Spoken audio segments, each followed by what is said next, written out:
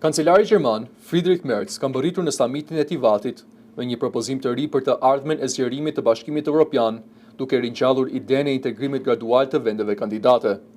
Sipas kësaj qasjeje, vendet e Ballkanit Perëndimor dhe Moldavia do të përfshiheshin në mënyrë progresive në strukturat e BE-s, duke përfituar hapa të ndërmjetëm integrimi në këmbim të reformave të zbatuara në sektore kryesor.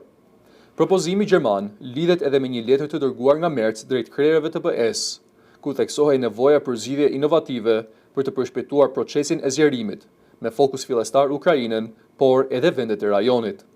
Kjo qasje mbështetet në një model të zhvilluar më herët nga qendra studimore në Beograd dhe Bruksel, i cili parashikon 4 faza integrimi.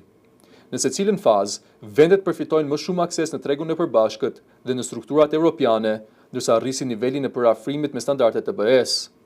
Sipas këtij koncepti, Shqipëria dhe Malizi konsiderohen ndër vendet më të avancuara në procesin e integrimit.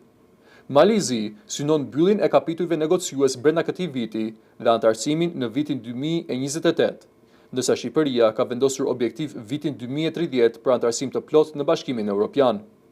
Kryeministri Edi Rama ka shprehur mbështetje për këtë qasje, duke theksuar se nuk bëhet fjalë për krijimin e një Europe me 2 nivele, por për një proces të përshpejtuar dhe më fleksibël drejt integrimit të plotë.